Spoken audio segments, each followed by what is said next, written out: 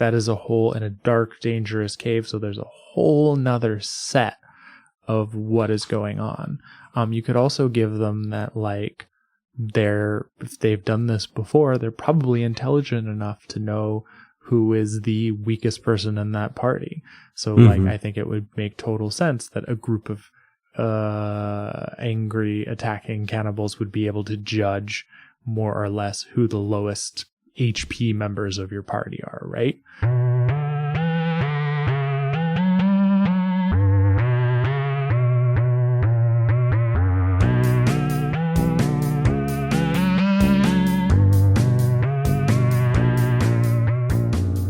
Welcome to the Encounter Table, where we discuss game design, dive deep into how to make your encounters interesting, and build encounters for you to use at your table. I'm your host, Ryan. I'm Ralf. And I'm Kade.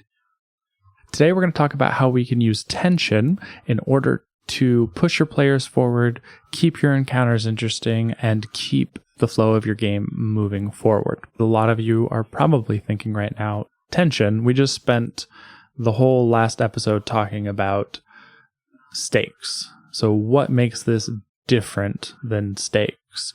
Or what is this tension? Well, tension is essentially what is driving the PCs forward. When I started to think about tension, I really came at it from a narrative perspective, thinking about books, movies, video games, other stories, and how the tension rises throughout a story. Now, talking about tension is going to bring us a little bit away from specific encounter design and a little bit more into adventure design. However, in order for your encounters to be interesting, you do need this level of tension, or the encounters just don't really seem to matter. So we're going to talk today a little bit about what is tension, how can you think about tension as you plan and you prep in order to make your game and specifically your encounters more interesting. Kade and Ralf, do you guys want to talk a little bit about maybe one of the times you felt really involved in a tabletop game, specifically because of the tension of a part of a game where you could feel the tension rising and it continued to kind of hook you or keep you going in a game? I have a good one. Right now, as the time of recording, I'm in a campaign in a Cthulhu game. It's called Fallen Berlin. It's a German friend set up a campaign and he's playtesting his whole adventure. It is set up in individual parts. So it is kind of like chapters in a book that you go through. It's really thought through, and you start off as someone who has not really a clue what's going on. You just get into a situation. My friend, he's playing that, or he's playtesting that with a whole bunch of different people. And there's one, in an early situation, there is one situation where a musician asks me to bring him home. And he's kind of weird, and weird stuff is happening. And I said, sure. And then we are stopped by two people who are obviously cultists, but in the game, I'm so early in the story that I'm not completely aware. So player knowledge, yeah, I know those are the bad guys. I know those are cultists. Character knowledge, those are weird people who do weird stuff. And they ask me, pointing a gun at me, to hand over that guy. And apparently I am the only person he ever played that with who actually handed over that guy, which changed the situation a little bit. But I'm also the only one he ever played it as a solo game. In the other situations, there were always 3 or 4 players. So this changed the situation. Now, what was interesting for me when it comes to the tension is, this was a first complication. I dealt with it, got out of the way, but it didn't release the tension of the situation because I was still hooked in the situation, and now I wanted to find out why they wanted that guy. So I started investigating. I'm playing a journalist, which is very fitting for a Cthulhu game in the 1920s. And through those investigations, I learn more things, and the tension just keeps rising, and more weird things are happening. And I really like that in that game. It is not as free as other games that I play, where I say, let's just go this direction, or no, the other corner looks nicer. It is very scripted to some degree, but it is very well scripted, and it makes it really enjoyable to go through that story. And yeah, like I said, even though I haven't done all that much, there was no situation in the game there that I ever felt like completely safe. It was always like something's happened. I can't put my finger on it, but it's there. I really like that. That's really good. Do you think that it's more scripted because it's a solo adventure, because you're by yourself? No, it was set up like that. It's not necessarily that it's railroaded. It's more like there are specific situations that are going to happen. So it's more like a timeline. I see. And in between those situations, you have some free time. Since I am by myself, I only have a limited amount of time where I can do some investigations that take some time, or do other preparations. So in a bigger group, they would have more time in those in-between situations where they can investigate a little bit more. Right.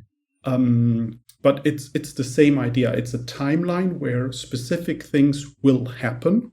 The game actually that I was playing in with Ralf, which was just a standard D&D, and it's very beer and pretzels, not taking anything seriously. And these guys are definitely the heroes. You know, I am 100% in their corner, and everything is, pretty much, they are. They're not murder hobos by any means, but they are definitely, better than your average person in this world. And they did some things, and they have like a home city that they are, and there was the leader was killed, and there was some other, kind of intrigue complications, and they went off and did some stuff, and they came back a couple of weeks later, and they were having a conversation with someone, and like a random neighbor, and I casually threw in, the troubles that they had when the leader was killed, everything's kind of quieted down now. After the executions, everything feels a lot safer. And I just kept talking, and the players were immediately like, what? After the what? What is going on? What did we miss in the 2 weeks we were gone?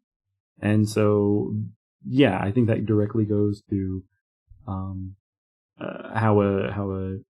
how you can build some tension by just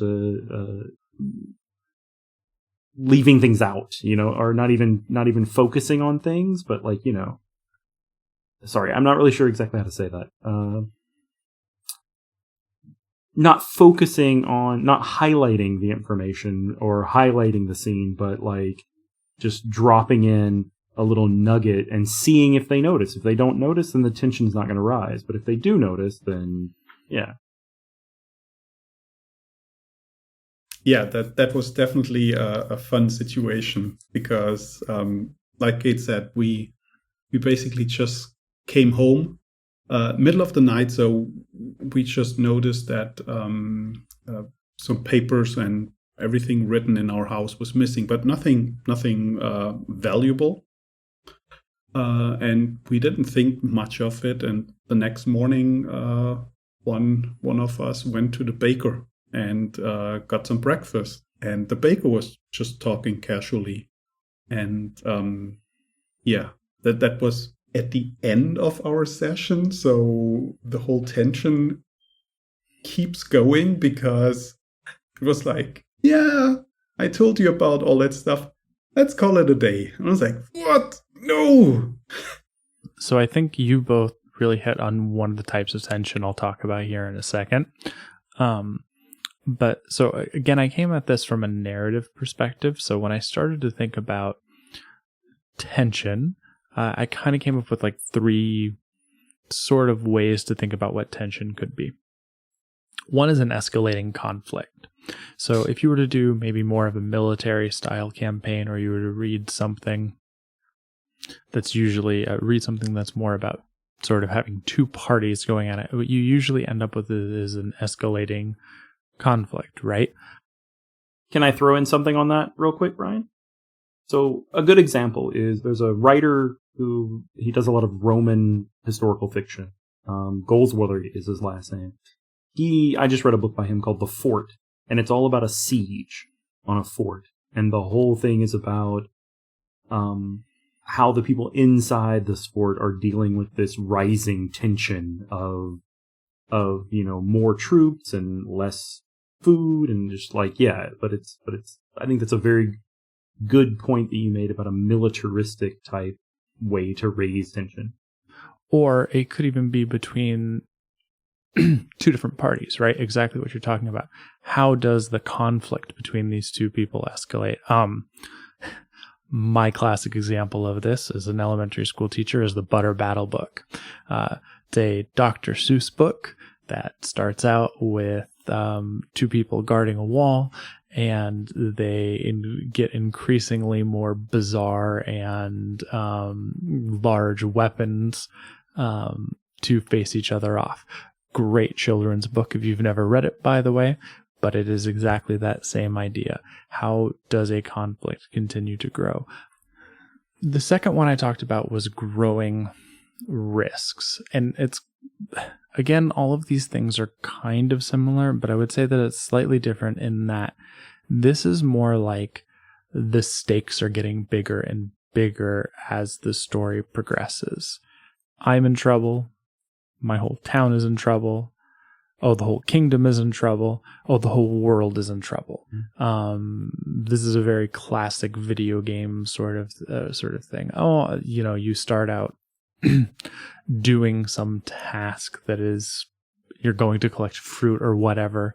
And then as the story progresses, soldiers come to the town and burn it down. And then you're fighting for the safety of the kingdom because the king has been turned. And then all of a sudden, the person who turned the king is actually trying to destroy the world and the universe and life as we know it. Again, it's not that these are totally different. They follow the same pattern. It's just a slightly different way to think about the same thing. And it might produce some different stories than if you were thinking about an escalating conflict. So a third category that I came up with, which I don't know if I named this myself or if I found this, I call growing dissonance. And essentially what this is tension is rising through the difference between the way reality should be and the way that your characters are perceiving it and what they're learning about. Ralf's example was a great example of growing dissonance. I'm at a club. I meet a musician. He's a little weird, but he asks for a ride home. Doesn't scare me. I think I'll do it. That's weird, but not like, what is going on weird, right? You're just like, okay, I'm having a strange night. We've all had strange experiences. Then you get stopped in a car with a bunch of people who are dressed weird and they have guns and they're like, get this guy out of the car. Okay, things just got a whole lot weirder. That doesn't happen. That shouldn't be happening. And this is this growing dissonance. I know the way reality should be. It's not. Now, that reality can be very different depending on the game, but I know the way reality should be. Here's how it's not. What is going on? And you get that cognitive dissonance in your character. And that creates the tension because the further things get without answers, the more you're wondering what's going on. And these are just some ways to start thinking about how can we make an interesting adventure or interesting encounters. So even when I sit down to plan, I might be thinking about what's the escalating conflict here. Right now, in one of the campaigns that the main campaign that I'm running, there's an escalating conflict. It starts with the game started with the PCs getting hired to steal something for somebody who ends up being the main antagonists. They steal it. They don't think much of it. the antagonist, which is this evil empire, tries to kill them when they bring the thing into them. They learn that this thing is very important, and now there's this escalating conflict. Whereas we go throughout the story, the PCs are trying to sort of one-up this, shouldn't say evil empire, this empire that is conquering the world through magical means, which is unusual in this particular world. And so they're trying to stay one step ahead, and the more they learn about the things that they're finding out, the more they realize what a big deal this actually is, and the more it ties into the rest of the world and the stuff that they know, where it like started with a single job, and then, oh, maybe we should learn more about what's actually going on here. And then, oh, they're trying to collect these things, and it's, magic items. They're trying to collect these things, and these things play a big role in this world. They're collecting stones, which are the key to magical realms. Basically, they're turning magic back on in the world, which had been turned off, and there's bad things that happen when that happens. And so, but this is escalating. They don't know this. They didn't know this in the beginning. It took them a long time to find it out, and the further they get, the bigger deal it seems. So then I think next what we can talk about a little bit about is not just the types of tension, but what are the tools we actually have as a GM to create tension? Because one of the really hard things, one of the best parts of GMing, and also one of the hardest parts of GMing, is that you have very particular ways in which you can control the story, right? A big piece of advice you see, and a good piece of advice that you see, is that if you want all of the characters in your story to do a certain thing, or PCs in your story to do a certain thing, then become a writer. Don't be a GM. Because when you run a game, you don't get to choose how your characters respond to scenarios. So we're going to talk a little bit about some tools that I've identified, and a little bit, and then a little bit about like how we might use them, or interesting ways we've seen them in the past. And I've broken the tools up into two things, because when we think about tension, we have to think about it both from a narrative standpoint and a mechanical standpoint, because there is mechanical tension and narrative tension. Narrative tension is what we're taught in schools. It is the rising mountain of action, which is a super useful tool. In a game, there's also mechanical tension. You can have tension simply by being low on hit points. Fights matter a lot more when your wizard has 5 HP and your barbarian has 3. All of a sudden, everybody's really wondering about what's going to happen. We'll start talking about narrative, and then we'll move a little bit into mechanical. So there are 3 tools, and these may not be the only tools. These are 3 tools I've been using to think about narrative tension. The first one is the flow of information. One of the best tools you have at your disposal as a GM is how you drop information to the players. Simply by thinking about what they get to learn when, you can raise tension. I knew a lot about the campaign and the direction of it. I didn't know all of the things when I started, but I knew the big conflict. And if I started the game with, hey, so here's what it's going to be. You're going to be moving against this evil empire who's trying to reawaken magic in this world, which is bad. All tension is removed, right? Mm-hmm. By just dropping the little bits of information at the right time and placing them in different places. Also, letting them miss information. If they miss it, they get a bad roll. They don't look at the thing. They don't do the thing they need to do to find that information. Just leads to rising tension. Just how we share information and when we share it is huge. Definitely. I think Kate's example earlier was also very, very nicely of that information flow. That casual mention that there were some executions is definitely something that caught our attention. What I like to have when I set up a campaign is that I have some sort of nemesis that will reveal itself at some point later on. But I want to have that nemesis set up basically in the first part already. Not necessarily visible, but maybe just as a random name dropped of someone. The players will say, okay, there is someone with a name, doesn't have to do anything with us. But maybe they learn a little bit more, and that's exactly what you said earlier, that you drop in a little bit more pieces of information in there. I think with that, you also build a nice little arc. And again, this is a little bit more adventure design than encounters, but the tensions will go with the encounters and get higher with each encounter and with each piece of information that you drop in there.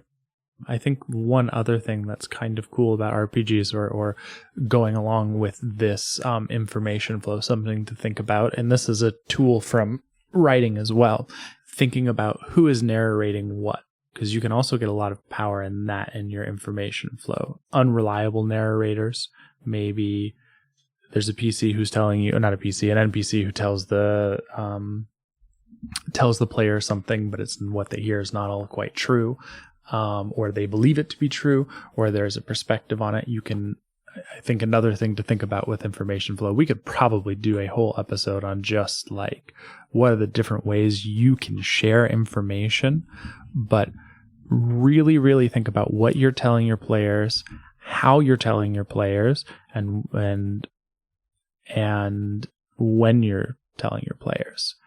Just like with Kade's example, casually mentioning, things seem a lot safer now after the executions.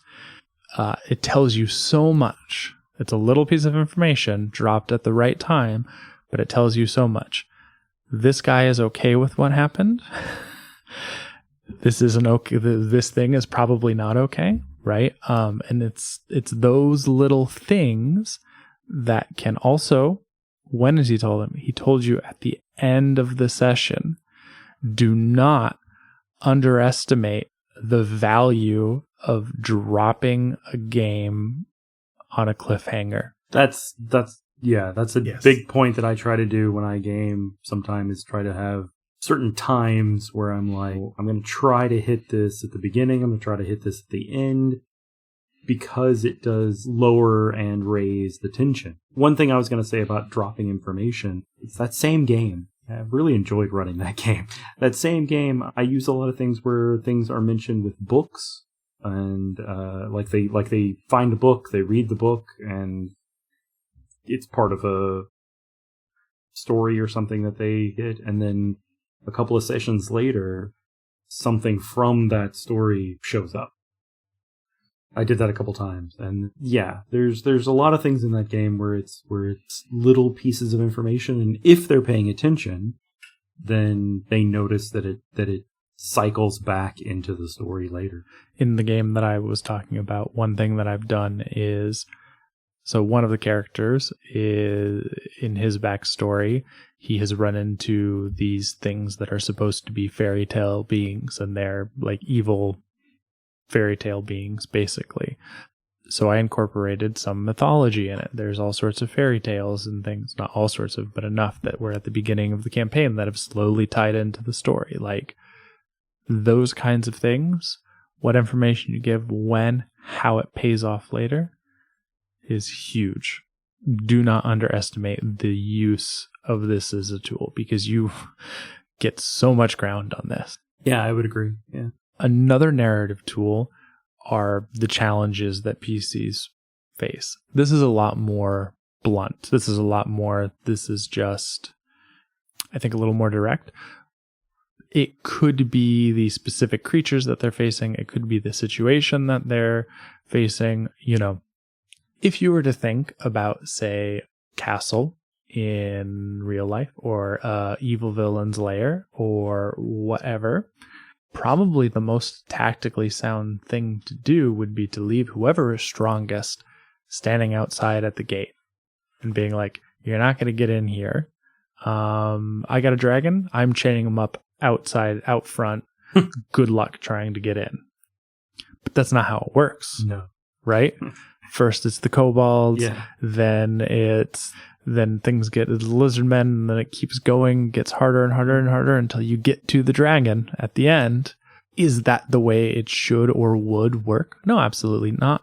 But we want that rising tension that gives us a satisfying story. Mm-hmm. Keep your reality out of my fantasy. But I think that actually goes with the ideas of levels, both in role-playing game, both in tabletop games and video games. But it was not a good game. It was a few years ago. But it had where there weren't leveled monsters. It was an open world fantasy, but there weren't leveled monsters. So your party would go and you'd run across something and it would either decimate you or you'd run away.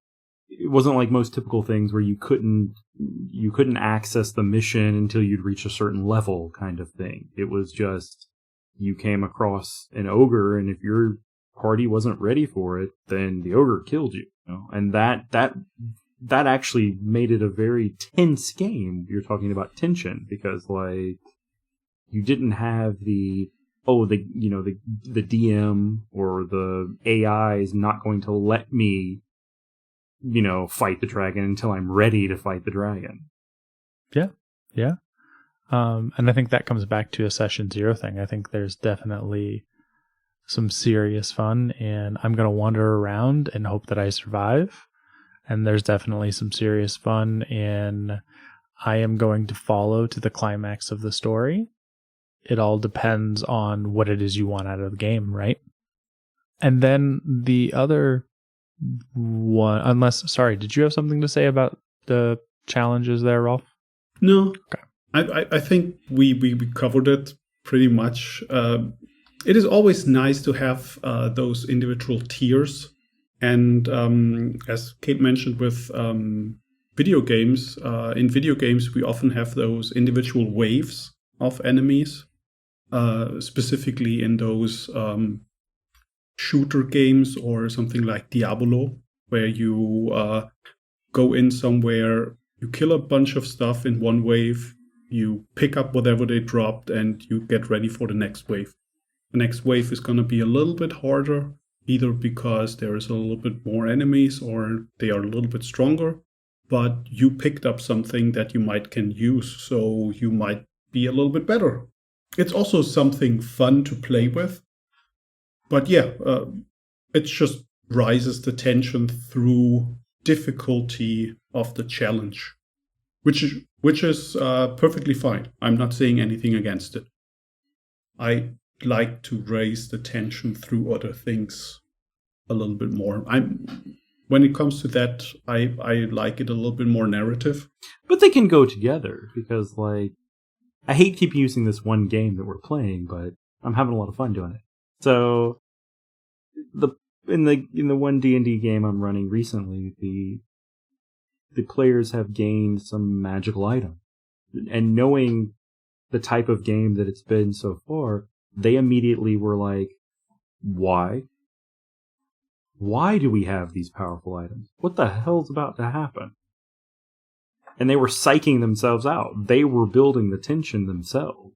Very true. You guys were talking about video games, and I think another kind of cool lesson you can use from video games in terms of thinking about tension and how to make it rise and fall is often in a video game, you encounter an enemy, and the enemy is very difficult for you. Either skill or, experience points or whatever. And then as you progress through the game, you figure out the trick or you find an item, and then all of a sudden that same enemy, you'll see them again, and they'll no longer be a challenge for you. A great example, a game that I've been playing a bit of, or I was playing a bit of before, the Dark Souls / Bloodborne series. those games are very much like the first time you run into a particular enemy, whenever you see a new enemy, you're usually pretty horrified because you know you're going to die.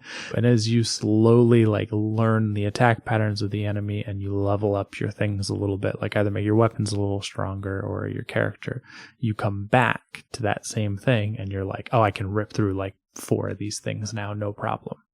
And that has a tension effect on the game. So another trick you can do, start the game giving your characters with kobolds, which are fairly difficult for them to do. 3 sessions later, when you're level 3, level 4, throw kobolds in front of them again, and it does create sort of a feeling of progression and rising tension and falling tension of like, oh, okay, I've got this. Yeah, that's very nice to feel some sort of accomplishment. You could also do it the opposite way, because that's the thing. That's something that I like to do as well, where you throw in a monster that they know, and then you're like, wait a minute, it wasn't resistant to fire damage before, but now it is. That's always fun to change the tension as well. That's that growing dissonance, right? This shouldn't be this way. Mm-hmm. The last one is the response of an antagonist. So in many games, there is a specific antagonist, and they will respond to certain things in certain ways. And you can use this to really up the tension as well. Usually your antagonists have goals, and when you get in the way of the goal, the antagonist will do specific things. And as you become more of a problem, the antagonist will respond even stronger. Mm-hmm. In a game that's sort of on hiatus, I had 2 antagonists who were related in a certain way. One of them was very political, very, very like spider behind the scenes sort of a thing. This antagonist would make sure to set up situations that would make the PCs look bad. And if the PCs did do something that surprised or shocked her, their first move would be like political stability and making sure that they devalue what the PC said and that she distanced herself from what was going on. And so this created a certain tension because they knew there were only certain things they could do because now there's like this political game. And then I threw in another antagonist who was just insane. And sometimes he helped the PCs. He didn't really realize it. It was all sort of this idea of he was always playing a game with them. That was his thing. Pop in and do some wild bananas things with them, and it might help them, it might hurt them. They were certainly in danger for the time that he was around, and then he just disappear again because he thought it was fun.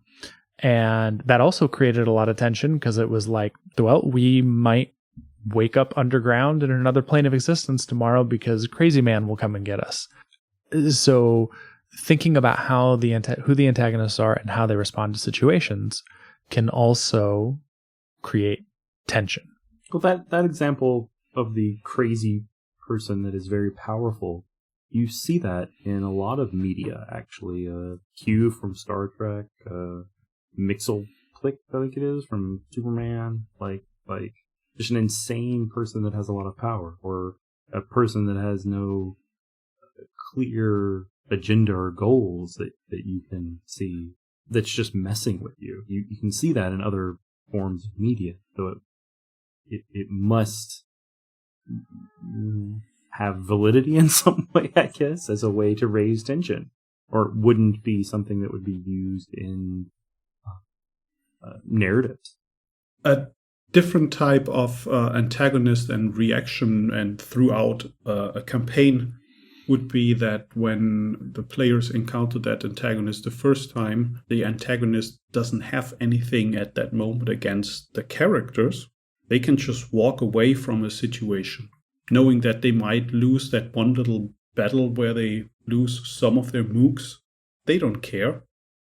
They are the big guy, right? They have something bigger planned, losing a few of their followers. Who cares, right? The characters stumble into a situation have some combat. There is the big guy, would be way too big at that moment for them anyway, and he just walks away like they are nothing, because to them, they are nothing in that moment. They are just a little nuances. It's like, yeah, I don't bother with those guys and move on. And then they are hooked. It's like, why did that guy walk away? Aren't we the heroes of that story? Hey. I say one of the good points that you have both brought up and we haven't said is it's okay as a GM to recognize the understandings your players have of story and game structure and manipulate those to incite a certain response. So I'm going to just tangent real quick. There's this whole my players are metagaming and metagaming is so bad and blah, blah, blah, blah, blah about metagaming. Like, there's a specific kind of metagaming, in my personal opinion, where players are acting on player knowledge only and things that their characters would not realistically know. That metagaming, to me, really breaks my immersion. So, say you're playing in a game, Ralf decides to go play with buttons in the church, and Kade decides to go talk to the shopkeeper in the blacksmith, which is 6 blocks away. Ralph's character presses a button, something bad happens to him. If Kade's character decides, hey, I'm going to run after Ralf, that to me, I understand where there's a problem with that. But there's a lot of other things that get thrown into metagaming, and you could disagree, and I'd be interested to hear other perspectives on it, that usually isn't metagaming. Your players know that trolls are weak to fire. Look, if you live in a world full of trolls, you probably know that. And if these are supposed to be people that go out and do this for a living or go out and do this to save their town or whatever, you can assume some level of knowledge. Absolutely. Or like the sort of like, oh, they're thinking about combat rounds or they're thinking about some of this metagame knowledge. Like, yeah, they're playing a game, and if the game part of your system is getting in the way of your story, then maybe think about moving to another system, because players shouldn't be punished for playing the game. Yeah. Yes. Don't get me wrong. I love my full narrative stuff. I love to make bad decisions for the sake of the narrative, but I have a harder time doing that in D&D because I know I'm losing the game. But anyways, to get back onto what I was saying about the metagame stuff, using your player's understanding of how a game works or how a story should work and twisting that is, I think, extremely satisfying and a great way to raise tension and get interest. You know, your players should know that trolls are immune to fire, trolls are weak to fire. They throw a fireball and you're like, it doesn't work. Doesn't bother them at all. You're metagaming, but like, I guarantee you, your players are like, what is going on? Especially if you, in your example, Kade, you'd had a troll before that burned up. It got hit by a fireball and it did its normal reaction. Yeah. I mean, and the thing is, what I like, and I hate the idea of this creature is evil or this creature is good. So like, I often like to throw out characters, NPCs, where they're just a dude who's gonna like talk to them, and even though they're a scary troll, they might talk before they attack or something, and that often does affect the tension as well, because then, like you said, it's thrown in something that breaks the understanding of the world or the understanding of the game mechanics or whatever it is that is the player's understanding. It changes it tweaks it, and that causes tension. Using your player's understanding of the world and tweaking with that is another way to create interest. It can create tension as well. Maybe I should have put that in here as well. Actually, that's another tool to think about, like but it goes back to that growing dissonance, creating dissonance between what the players think the way things should be versus the way they actually are is going to create a lot of tension. So those are all narrative tools, which are obviously in a narrative game super important, but being is that it is a game, one of the things that we also have to think about is what are the mechanical repercussions. I'm going to be controversial here again.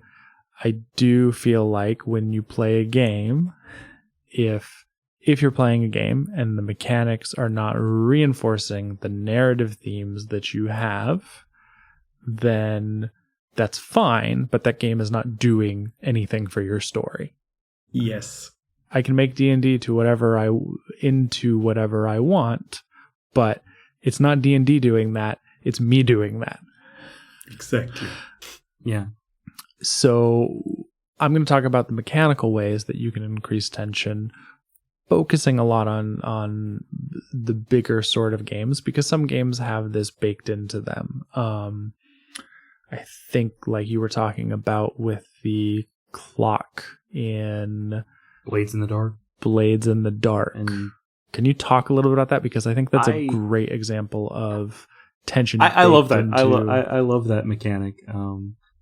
It's so in Blades in the Dark, if you don't know the system, they have a clock mechanic. They have where it's just a circle divided into 4s or 8s or 16ths, whatever. And as things happen, failures and successes is mechanical failures, mechanical successes is one example of what could drive it forward. The DM colors in sections of the clock, and when the clock is full, something happens. And they give a couple of really good examples. One example they give is like, if you're trying to open a door, a success, you have one clock that might be 4 or 8. The clocks can be different of divisions as well, which is an interesting mechanic. So you could have a 4 section clock for Ralf trying to pick the lock. And then you could have a 6 or 8 or whatever section clock of the guards coming and finding Ralf.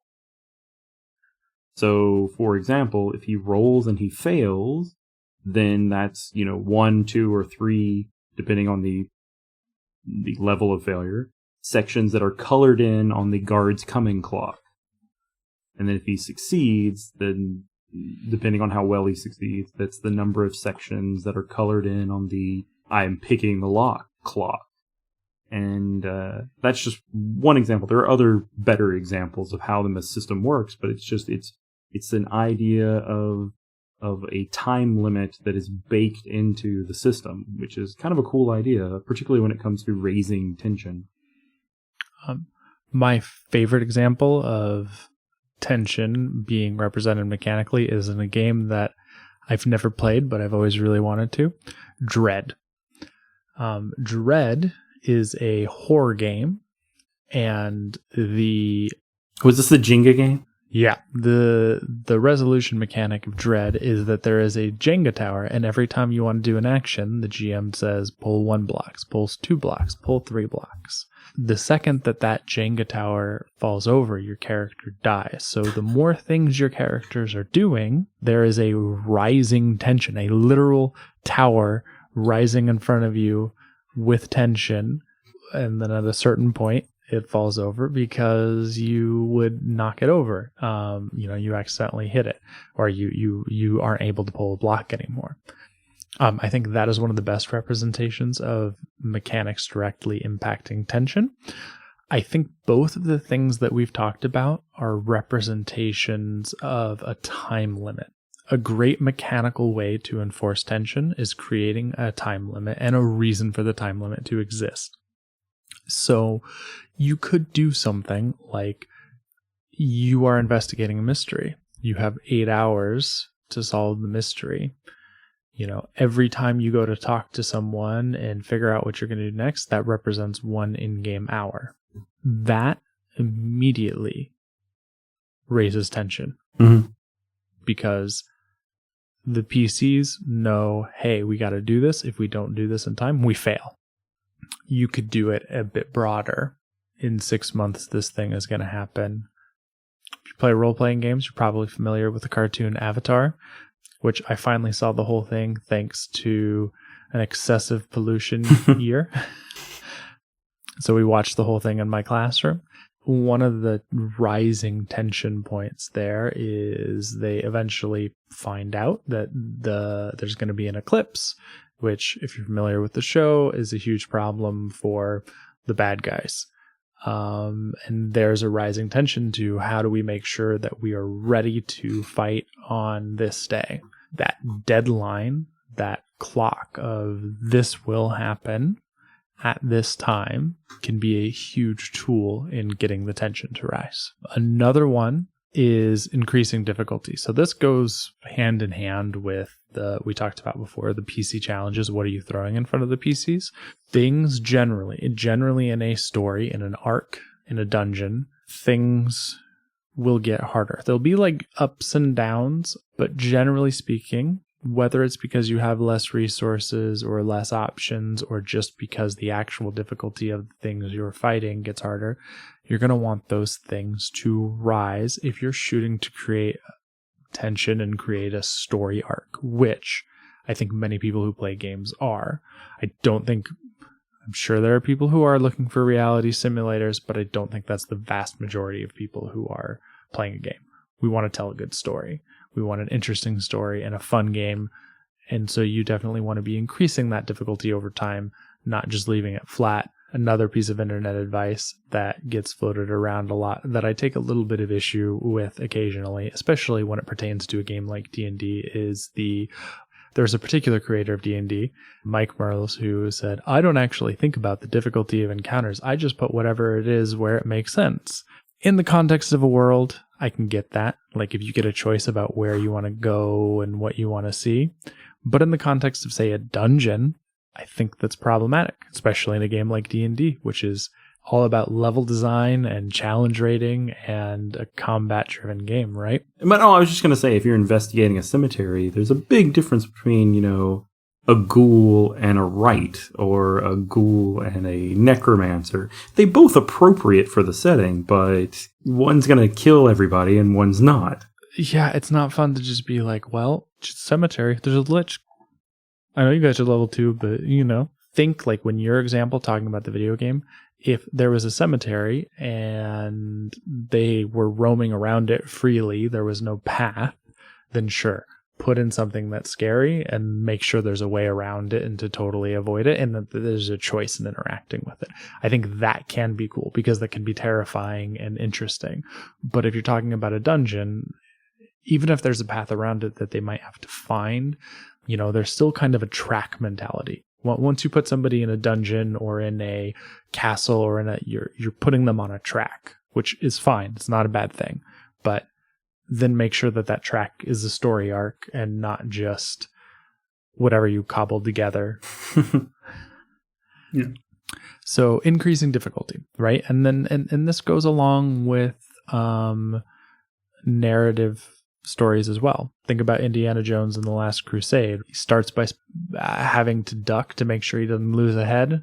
Then he has to, spell a word, and then he has to walk over a cave and then choose a right cup, right? There's like an increase in tension of what's going on. This year, it's something pretty new.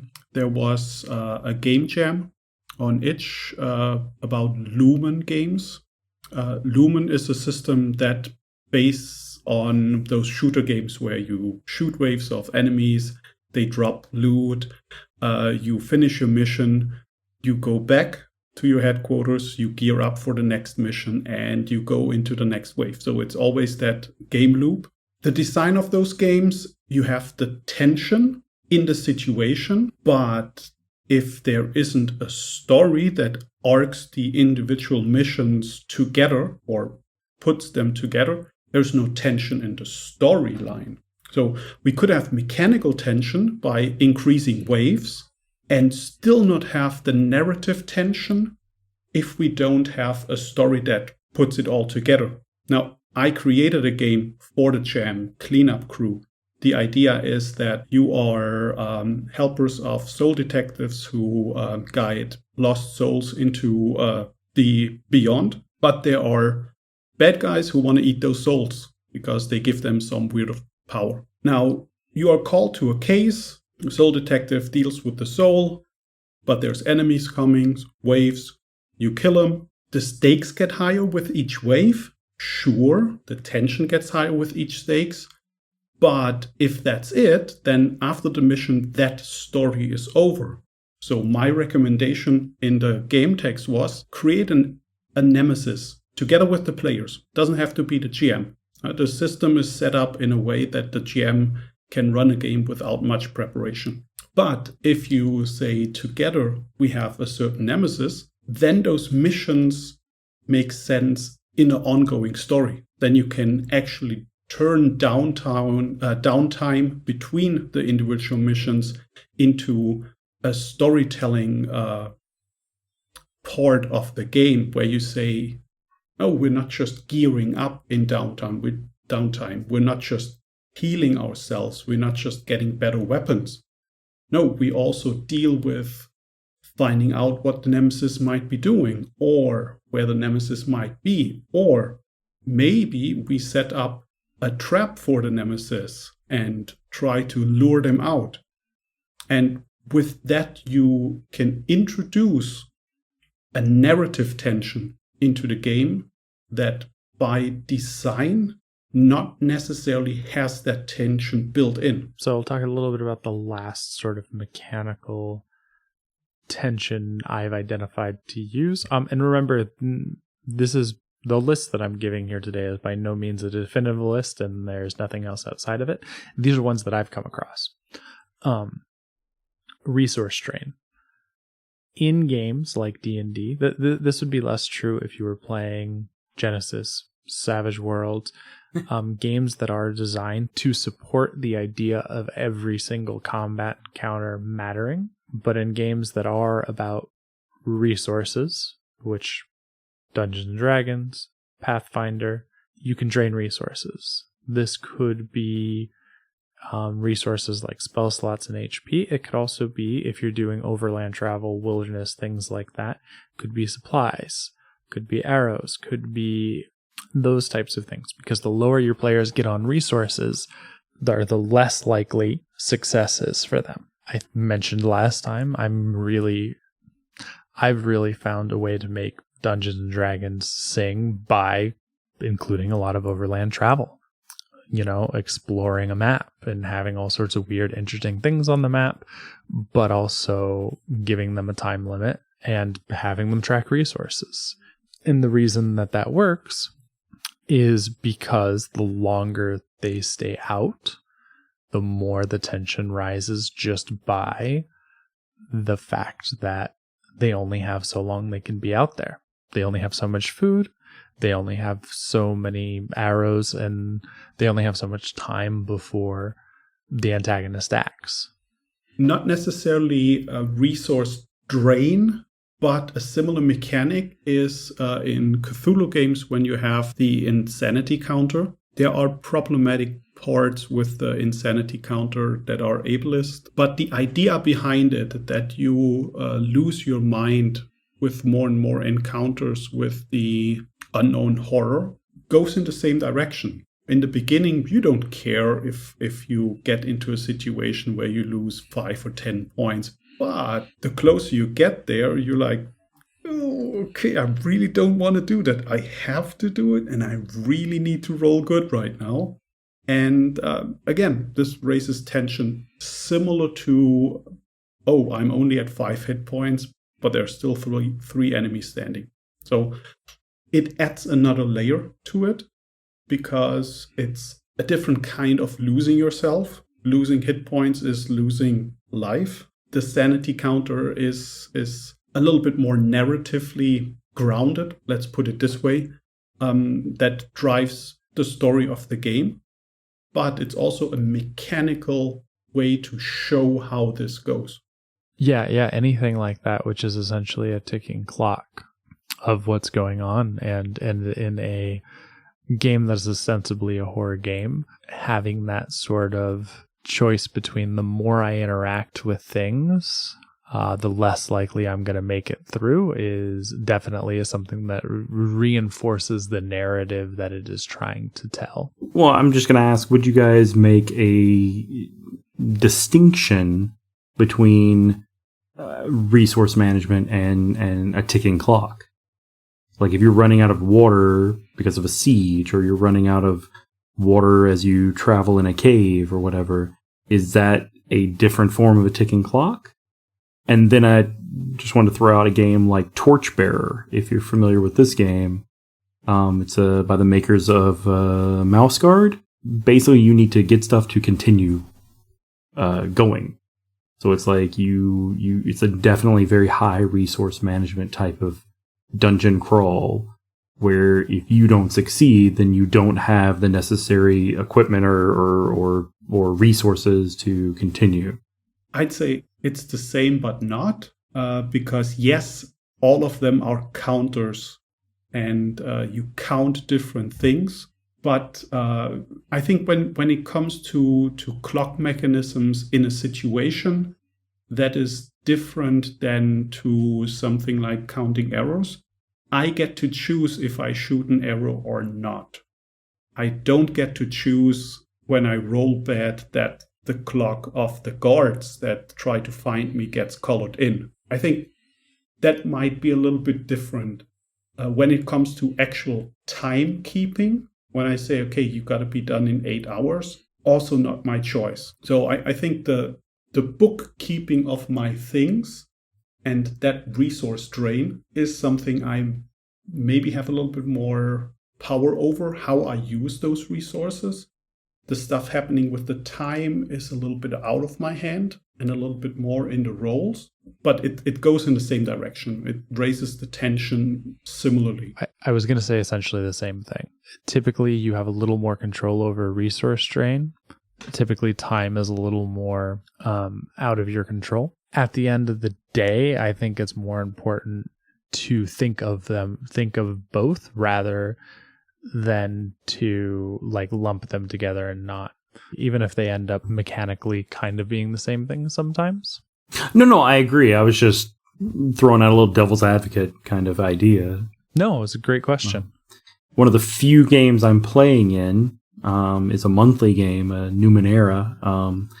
We have a countdown, like you say. In 30 days, we have to be somewhere or something really horrible happens. And travel in this particular game is quite difficult. Like overland travel is quite difficult. And the party has found themselves quite far away from where we're supposed to be at the end of the month. So that is, it's a lot of tension there. Absolutely. So let's get into our encounter. For this week, Kade put together a table of horror films, and we used this as an inspiration to make sure that we had an encounter full of tension. I rolled a 1. I don't know if anyone's familiar with this, but this is based on Bone Tomahawk, 2015 Kurt Russell movie. Have either of you seen that? No. Okay.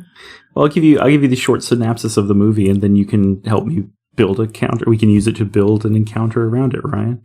After an outlaw unknowingly leads a band of cannibalistic troglodytes into a peaceful western town of Bright Hope, the monsters kidnap several settlers, including the wife of a local rancher. Despite his injured leg, the rancher joins a small rescue party with the sheriff, his aging deputy, and a wily gunslinger. Doesn't that sound like a D&D party going to rescue someone? It does. Where the tension comes in, though, is that if you've seen the film, and what I would base the encounter on, is they go into a series of caves, and the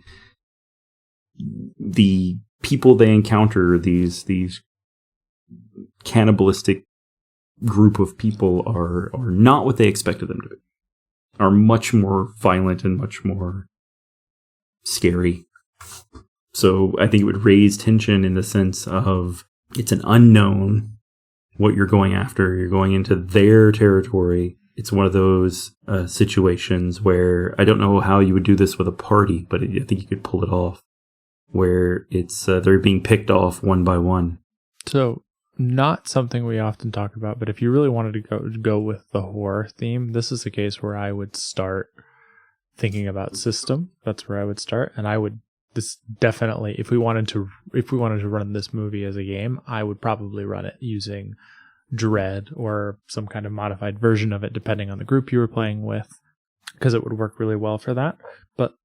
But let's just, for the sake of argument, say we're not trying to recreate the movie as much as try to recreate that sense of tension, which it sounds like to me the tension in this movie are coming from, again, that little bit like we talked about, like the growing dissonance between what you expect and what the reality is. And also in this case, there's another pressure of like the environment, which I don't think we really covered. The environment being an excuse to withhold certain amounts of information, right? Like this moving through a random cave. I think you can do a lot with that, especially if you enforce site rules for games. I know that's a thing that we tend to gloss over because it's not really interesting, but in a case like this, that's something I would start thinking about. Actually, the thing that's funny is that for a lot of casual gamers, when you start to enforce those rules in these situations, it does raise the tension a lot. When you start to enforce the, how many arrows have you shot kind of rule. No, you can't see more than 20 feet. You don't know what's there. Those kind of things does actually raise the tension a lot, I think, if it's used well. Yeah, definitely. Yeah. I think one thing that Kate mentioned that might be a little bit difficult with a party is that in the movie there are some people picked off one by one. If we wanted to recreate that as part of the tension, we could have some NPCs going with them. And that could be something that we, as a GM, already plan, okay, at that point, this NPC will be taken by something. And that would be more a story element to explain the dangers within the cave, rather than a situation where we say, okay, we present it as an opportunity to rescue that NPC. If I want to recreate something like that, I would have some NPCs that definitely are going to die in a certain situation, just because I want to recreate that feeling that, no, this could be really, really difficult for you guys. The other thing you could do is you could manipulate the enemy goals. So this makes me think of something that I have done in the past. We've already established in this, like let's say we're using that same little bit of fiction that these creatures or whatever they're fighting are cannibalistic in nature. So I think one thing we could do to make the encounters more interesting is to change the typical tactics of the enemies. So you walk in the cave. What these enemies do is they're hiding somewhere in the dark, and when somebody gets a little too far or at a certain time, depending on what you want to do, you have a normal encounter challenge level of 3 or 4 of them bounce out and start attacking. All of that feels like a normal encounter, right? Where you change it up is all 4 of them attack one PC, ignoring everyone else. And when that PC goes down, they don't continue to fight. They start dragging that PC away into the shadows and into the dark. Mm-hmm. And that would definitely, because then you have to make decisions about, are we saving our friend? What are we doing now? Are we running after them? And then you're running in the dark. That is a hole in a dark, dangerous cave. So there's a whole nother set of what is going on. You could also give them that, if they've done this before, they're probably intelligent enough to know who is the weakest person in that party. So, I think it would make total sense that a group of angry attacking cannibals would be able to judge more or less who the lowest HP members of your party are, right? That's if you're a hunter, that's what you do. You choose hunters who are exceptional, can figure out what targets they go after. And if this is the thing that they normally do. So that would be the first thing. I would think about their goals and I would do that.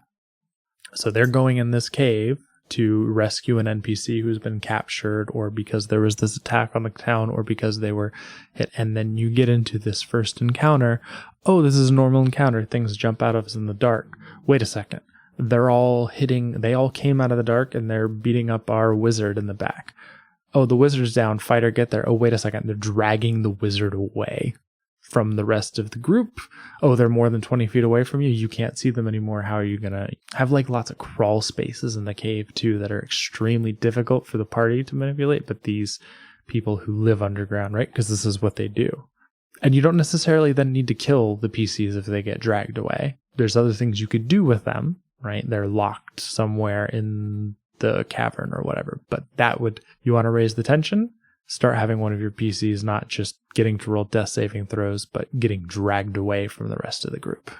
I like the idea, but I think I have to say I wouldn't do that with all groups. I think I would really, really take care of the player I'm doing this to. I could see that some players will not appreciate being taken out of the game, even though it might be, if I look at the situation, if that would happen to my player and I would sit there for an hour watching the rest of the party trying to rescue me, I would find it very interesting. But I could see that other people as players would not necessarily like that. So as a GM, I think we would have to figure out, can I do this to the player, not necessarily to the character? 100%. Give it a chance for it to not be successful, obviously. Like, don't make this a quick time event in a video game. That's thing number one. Thing number two, have a plan for that player if they do get dragged away. The plan could be, hey, here's one of the NPCs we're going with. You can take hold of them during the rest of this. Or B, then do camera switching. Okay, you guys are walking up here. You wake up. There's a dark cave. You know what I mean? Have a what happens if this happens to this other player so that they're not out of the game. Either one of those things are fine, as long as the player is okay with either one. I would generally opt for the scene switching, because I think most of the groups that I play with, they're good about player knowledge. Character knowledge tends to work fairly well, that I can get them to be on board with that. But I could also see just being like, here's an NPC.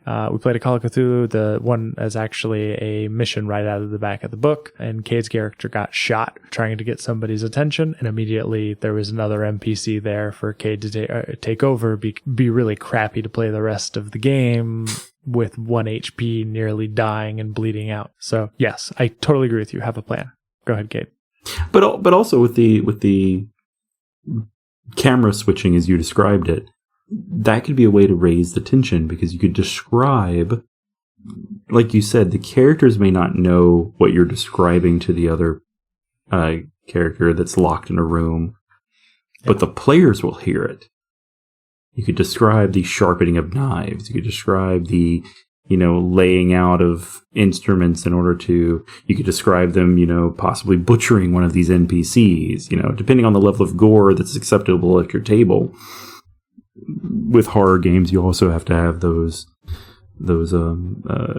safety measures, safety mechanisms with your group. But anyway, what I was saying, it's raise the tension. You could be describing things that this PC is seeing. Kind of a little bit of metagaming where it's knowledge that the players are hearing at the table, and that's raising the tension for them, because they're like, whoa, this is a lot more scary than we thought it was going to be. But then their characters have to continue on through the cave. They don't know that. Yeah. So changing the goals, and then in this case, this is a different mechanic, using either switching PCs or having this camera switching, like jumping from scene to scene. Okay, you are in a cage, you see somebody sharpening like tools, like what do? Give them a few minutes, and then as soon as something kind of frightening happens, you switch the camera back. Great tool, like you're saying, like you are raising the tension. Because I do agree it is metagaming, but again, don't think metagaming is a bad thing in a lot of situations as long as you're using it appropriately to create a more interesting story or a better experience, right? Because in this case, by doing that switching, you're creating a better experience for everyone. And also, when you're raising that tension, when you have this split party, you're also keeping the other players interested. They're not going to zone out because of what you're describing. So we talked about goals. We've actually mentioned a couple of mechanics.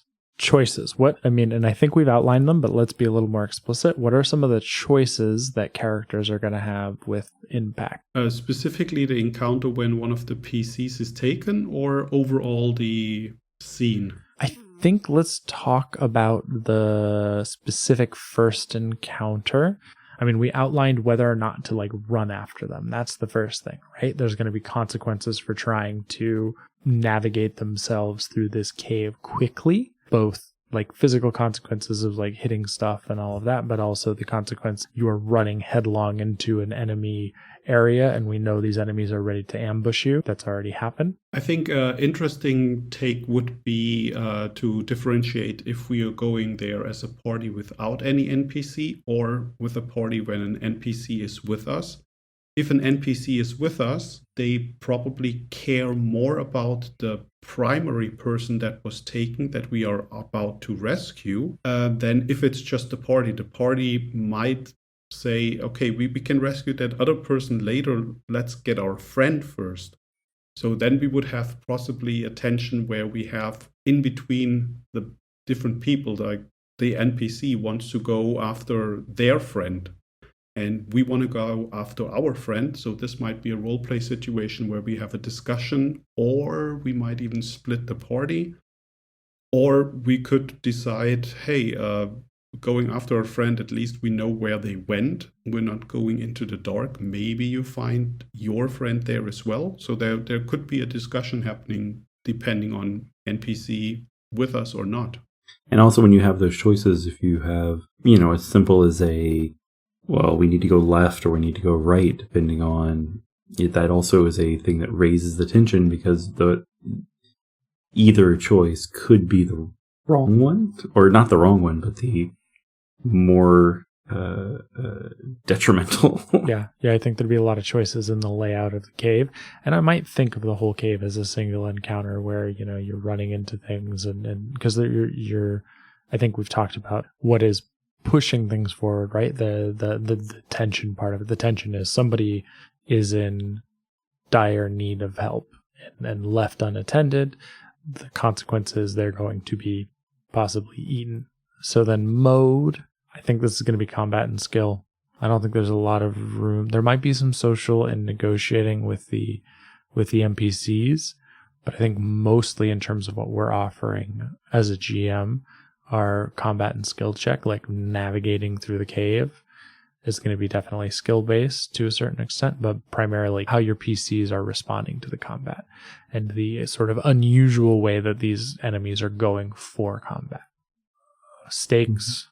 What is failure, partial failure, and whole failure, whole success and whole failure look like? Whole failure, our friend is gone.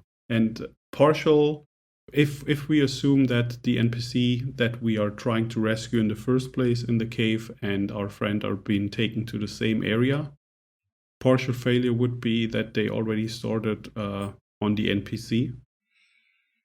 And we are too late to rescue the NPC, but are just early enough to rescue our friend, our party member. And success would be we are there in time to rescue both of them. Tension, I think we've talked about quite a bit, but we have the environment driving the tension, not being able to see or not being able to know, and also the goals driving the tension. They're attempting to pick off characters one by one. And I also wouldn't stop with that. So it wouldn't be like we got into one fight and they took one person away and now they're fighting regularly again, I would continue with that tactic. You run into another fight, they're going for the second weakest character in your group. And I think also these are very probably guerrilla tactic sort of things. They're coming in, they're beating you up as much as they can. When the fight is clearly not going to go their way, they bounce.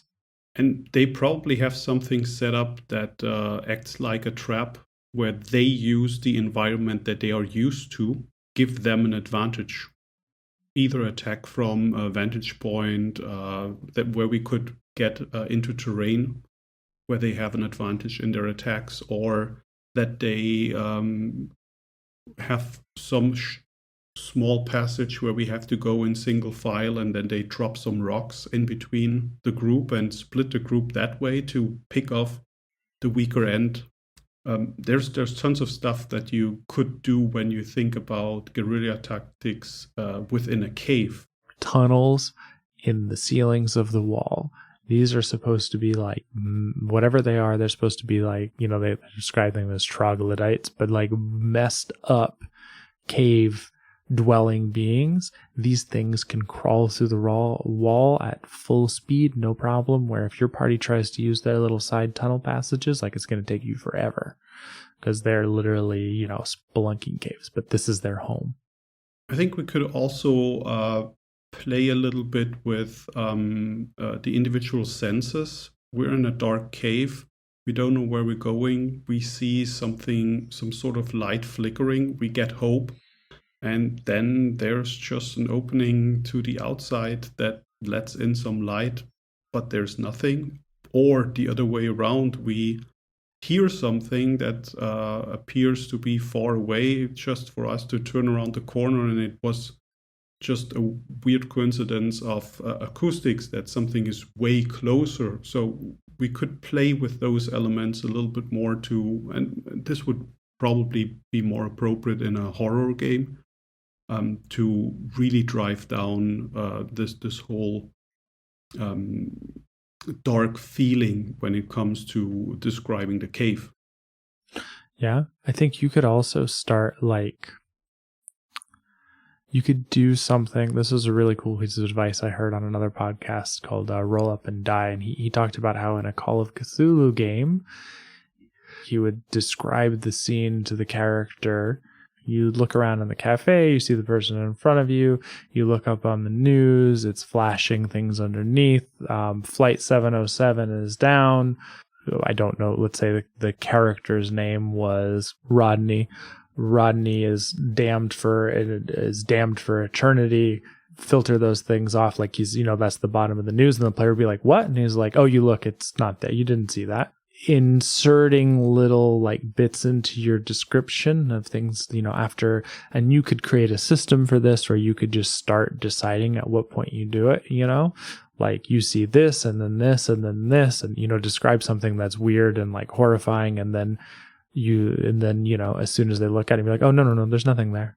Yeah, it's difficult to do at the table, but I have attempted it before, where you describe things for different players, but they've seen different things. Actually, I ran it was a Savage Worlds Deadlands type thing. It wasn't Deadlands, but it was type thing. I gave all the players different little notes describing this NPC that they were seeing. And all the descriptions were different. Well, and I think this is a great place where to get into that single thing, okay, who's in the lead? This is what you see. And then the next person, and then whoever says, oh, wait, what? And you go look at it and you're like, that's not there. Mm-hmm. This is what you see. That's a very simple trick that used sparingly can be effective. It'll get old real quick. But we've hit on mechanics, but are there any other mechanics that we could think of that we'd want to be in? We have the tunnels being difficult terrain for the players and easy terrain for the enemies. We talked about enforcing sight, line of sight mechanics, which you might normally be laxed with, but in this case, it'll help you to be enforced with it. And I think also in this situation, enforcing ammo, those kinds of things are important because it'll raise the tension. It'll make people think carefully about what they want to do. Since this encounter is more set up as something short term and not like a campaign that goes over weeks or something like that, I don't think we need to track things like food. But if we would flesh out the situation and have the players go to different layers within the caves further down, that would be one of the things that we keep track of. Since we said that those cave-dwelling creatures have their own goals, we talked in the episode about we could put a clock on it and say there are certain things that happen at a certain time, or once we have colored in parts of the clock based on the level of success or what happens. So those are all mechanics that manage time and resources. All right, let's get into our boxed text.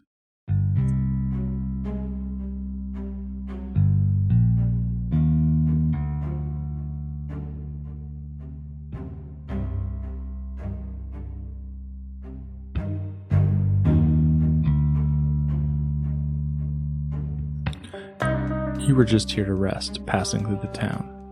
Then, in the dead of night, the screams began.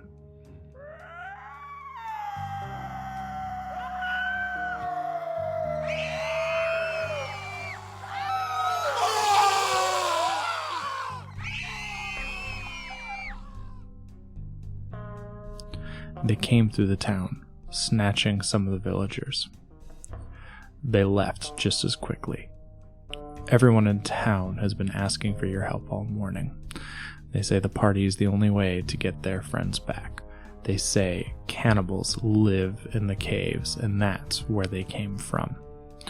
And if you didn't help, they would never get their family members back. A large party was formed. Pitchforks grabbed and torches lit.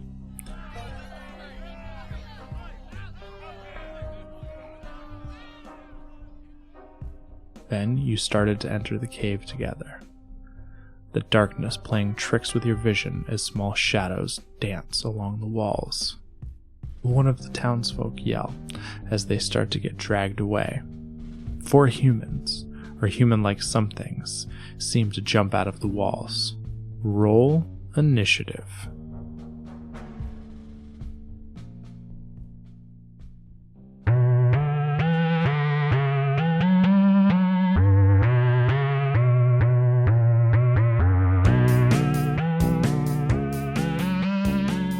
Thanks for listening to the Encounter Table. If you like what you hear, please subscribe to the podcast, leave us a 5-star rating and review on Apple or your favorite podcatcher, and share us with your friends. We love to hear from our listeners, so please comment on the podcast on our website at www.tabletop-rpg-encounters.com. Find us on Twitter at TTRPGEncounters or on Facebook at the Tabletop RPG Encounters page. If you'd like to support the podcast in a monetary way, you can visit our Patreon at www.patreon.com/the_encounter_table. If you want to buy any of the games we discuss, use our affiliate links in the podcast description or the affiliate links on our websites. This helps us find cool stuff to review and talk about. The music accompanying our box text is Shields Up by Blue Dot Sessions. You can find their music at sessions.blue.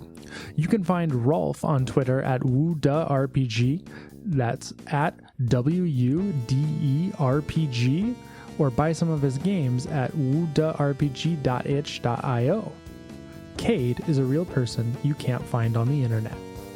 And remember, keep playing, keep designing, and always check for traps.